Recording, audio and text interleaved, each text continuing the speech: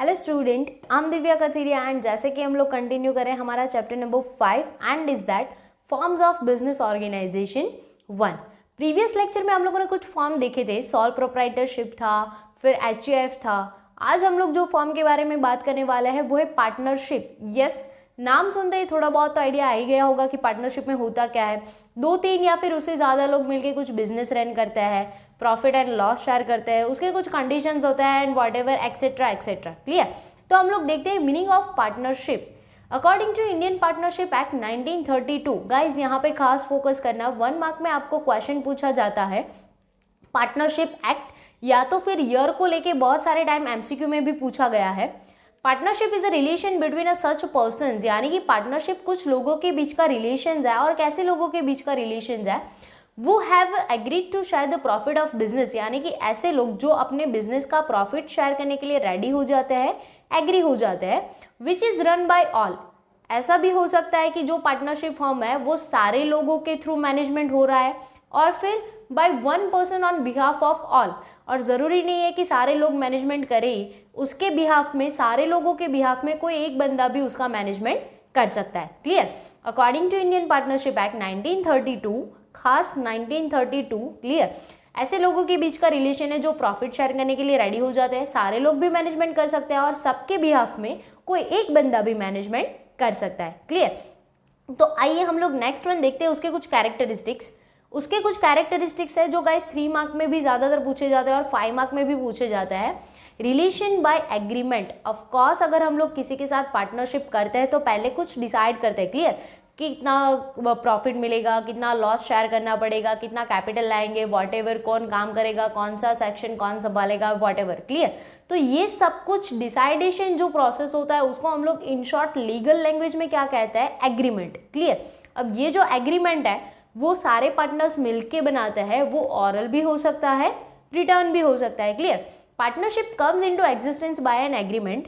Agreement can be oral and written. Oral भी हो सकता है और रिटर्न भी हो सकता है, लेकिन सबसे ज़्यादा बेटर वन कौन सा होता है? रिटर्न। ताकि अगर फ्यूचर में आपको कुछ प्रूफ की ज़रूरत पड़ती है तो आप ये agreement as a proof use कर सकते हो। Clear? Partnership also come into existence by understanding created by the actions of partner. आप अपनी म्यूचुअल अंडरस्टैंडिंग से भी पार्टनरशिप क्रिएट कर सकते हो, आपके पार्टनर के जो एक्शंस है, वर्क है, काम है, उसके हिसाब से। लेकिन एडवाइजेबल कौन सा वाला होगा? रिटर्न अग्रीमेंट के थ्रू जो पार्टनरशिप होता है वो वाला।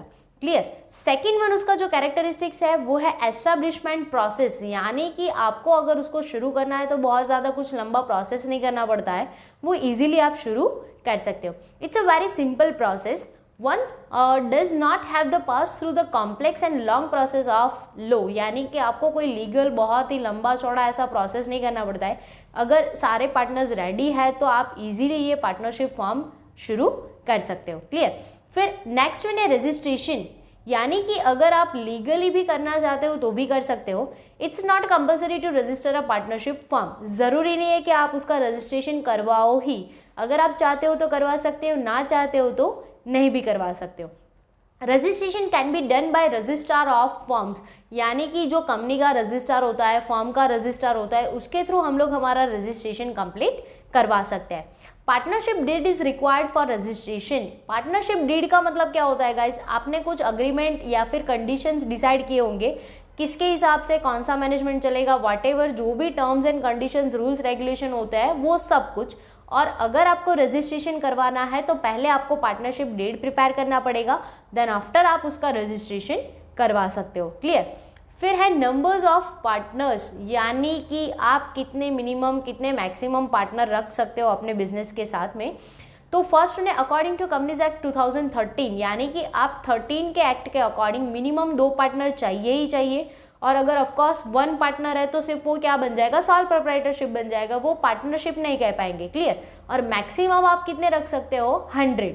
और अकॉर्डिंग टू कंपनीज एक्ट 2014 आप मिनिमम 2 को तो रखना ही पड़ेगा आपको, और मैक्सिमम कितने रख सकते हो? 50 रख सकते हो। क्लियर? फिर नेक्स्ट वन है उसका पर्पस, यानी कि उसको कौन से पर्पस से हम लोग फ्रेम करते हैं और क्यों करते हैं। मेन पर्पस हमारा क्या होता है, run lawful business for profit. Of course कोई भी बिजनेस है वो इकोनॉमिक एक्टिविटी के अंडर कंसिडर होता है, तो हमारा मेन ऑब्जेक्टिव क्या होता है, प्रॉफिट मेकिंग का ही होता है कि अगर हमारा प्रॉफिट होता है तो ही बिजनेस करेंगे, अदरवाइज क्यों करेंगे। Clear. Main activity without profit is not partnership, यानी कि हमारा जो एक्टिविटी है अगर उसमें प्रॉफिट नहीं होता है तो हम लोग उसको पार्टनरशिप नहीं कह सकते। Clear. For example, social service and religious activity are legal but the purpose is not to earn profit, so it's not partnership।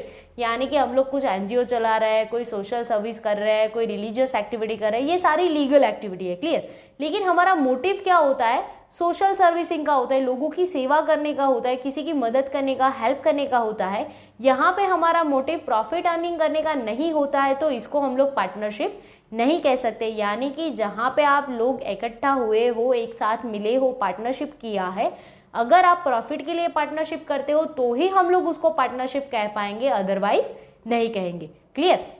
Next one जो हमारा कैरेक्टरिस्टिक्स है वो है कैपिटल।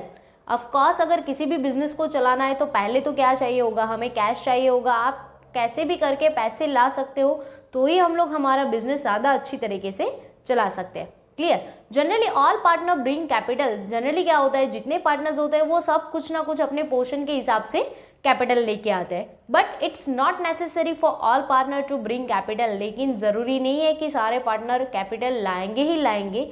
ये जो पोर्शन है वो हम लोग कुछ लेक्चर में देखेंगे कि भाई नेक्स्ट लेक्चर में कि ये क्यों ज़रूरी नहीं है कि कोई पार्टनर नहीं ला सकता। अगर हम लोगों ने किसी पार्टनर को सिर्फ उसकी स्किल यूज़ करने के लिए रखा है, उसका नॉलेज एडवांटेजेस लेने के लिए हम लोगों ने उसको रखा है, तो ज़रूरी नहीं है कि वो कैपिटल लाएगा ही।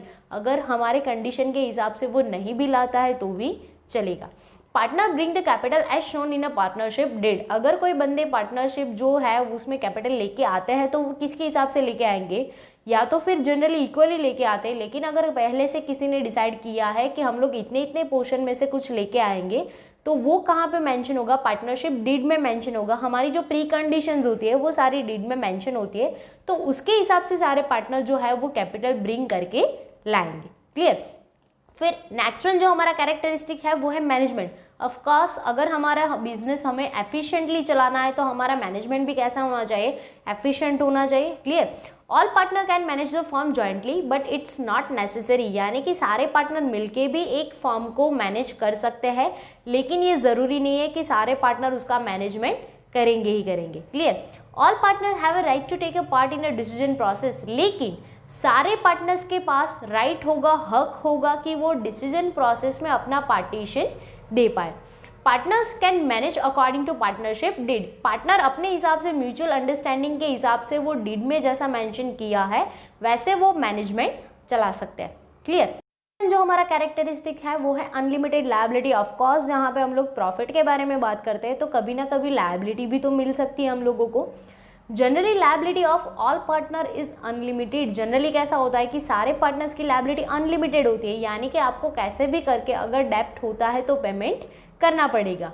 All partners have to sell their private properties for the payment of debts. अगर कभी सिचुएशन ऐसा हो जाता है कि हमारे बिजनेस में कैपिटल नहीं बचता है या तो फिर कोई एसेट नहीं है, तो हमें हमारी प्राइवेट प्रॉपर्टीज़ को भी सेल करके हमारा डेप्ट जो है उसको पेमेंट करना पड़ेगा। पार्टनर्स आर रिस्पॉन्सिबल फॉर डेप्ट पर्सनली एंड जॉइंटली। ज़रूरी नहीं है कि हमारे हिस्से का हम लोगों ने दे दिया तो हमारा जो लायबिलिटी है वो ख़त्म हो गया। हमारा जो लायबिलिटी है वो पर्सनली भी हमें लायबल करेगा और जॉइंटली भी लायबल करेगा। If any one of the partner is unable to pay the डेप्ट, यानी कि अगर कोई पार्टनर अपने हिस्से का डेप्ट पेमेंट नहीं कर पा रहा है फ्रॉम हिज पर्सनल प्रॉपर्टी, यानी कि उसने अपने खुद पर्सनल प्रॉपर्टी को भी बेच दिया फिर भी उसका जो डेप्ट है वो पेमेंट नहीं हो पा रहा है, then rest of partners have to pay the debts from their personal properties. तो बाकी के जितने पार्टनर्स है उसको अपने हिस्से में से बेच के भी उस पार्टनर का लायबिलिटी जो है उसको सेट करना पड़ेगा। यानी कि पर्सनली तो वो लायबल है ही अपने लायबिलिटी से, साथ में जॉइंटली भी वो लायबल होंगे। क्लियर। फिर ये ट्रांसफ़र ऑफ ऑनरशिप। अगर हमें हमारा जो पार्टनरशिप फर्म चल रहा है उसमें से किसी कोई पार्टनर को निकलना है या तो फिर उसको अपना हिस्सा किसी और को ट्रांसफ़र करना है तो वो कैसे हो सकता है। Transfer of ownership is not easy, ये बहुत ईजी नहीं है, डिफिकल्ट प्रोसेस है। Without the consent of all partners any partner can not transfer his share in favour of other person. यानी कि आप फॉर एग्जाम्पल अगर आप 5 पार्टनर हो तो अगर किसी को अपना जो शेयर है वो किसी और पार्टनर को बेचना है या फिर किसी और बंदे को बेचना है तो उसको पहले बाकी के जो 4 पार्टनर्स है उसका परमिशन लेना पड़ेगा। अगर वो चारों के चारों अग्री होते हैं तो ही वो अपना शेयर जो है उसको किसी और को बेच सकेगा, सेल कर पाएगा। Clear? If transfer is done without consent then any partner can demand for dissolution of firm.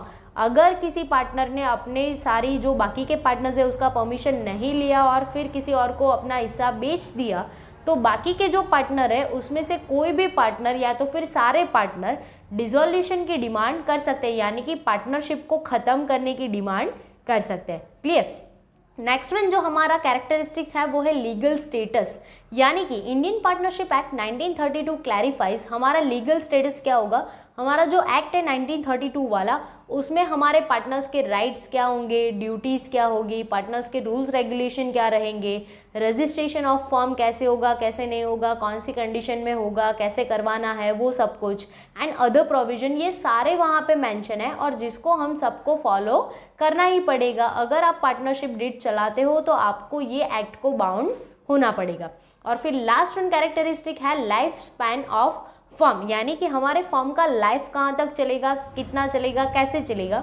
The life span of a partnership is limited, यानी कि यहाँ पे हमारा जो टाइम पीरियड है पार्टनरशिप का वो कैसा होता है, लिमिटेड होता है। If any partner becomes unsound mind, यानी कि ल्यूनेटिक इंसान, इन शॉर्ट अगर कोई बंदा पागल हो जाता है, वो ऐसी मेंटल सिचुएशन में नहीं है कि वो कोई डिसीजन ले पाए, या तो फिर डाइस कोई मर जाता है, इंसॉल्वेंट हो जाता है, जिसके पास कुछ बचा ही ना हो प्राइवेट प्रॉपर्टी को बेचने के बाद भी, and then partnership come to end, तो ऐसे सिचुएशन में हमारा जो पार्टनरशिप फॉर्म है वो क्या हो जाएगा, ख़त्म हो जाएगा, बंद हो जाएगा। क्लियर? यानी कि कोई पागल हो जाता है, कोई मर जाता है, कोई इंसॉल्वेंट हो जाता है, तो ये सारी सिचुएशन में हमारा पार्टनरशिप का जो लाइफ है, टाइम पीरियड है, वो क्या हो जाएगा, ख़त्म हो जाएगा। Clear guys? तो ये हो गया हमारा पार्टनरशिप फॉर्म, यानी कि आज हम लोगों ने जो थर्ड वन वाला फॉर्म देखा था वो था पार्टनरशिप, जिसमें कुछ लोग मिलके बिजनेस चलाते हैं बिकॉज ऑफ अर्निंग प्रॉफिट, यानी कि उसको प्रॉफिट अर्न करना है तो ही वो लोग पार्टनरशिप फॉर्म एंटर कर सकते हैं, अदरवाइज उसको पार्टनरशिप नहीं कहा जाएगा। उसके बहुत सारे कैरेक्टरिस्टिक देखे according to Indian partnership act 1932। जो हमारा लेक्चर है वो हम लोग यहाँ पे ही रखते हैं। तब तक के लिए be happy and be safe and yes, अगर कोई स्टूडेंट है जिसको ज़रूरत है तो आप उसके साथ हमारे ये वीडियो शेयर कर सकते हो। अगर आपको अच्छा लगा है तो आप हमारे चैनल को सब्सक्राइब कर सकते हो और वीडियो को लाइक कर सकते हो। Thank you guys.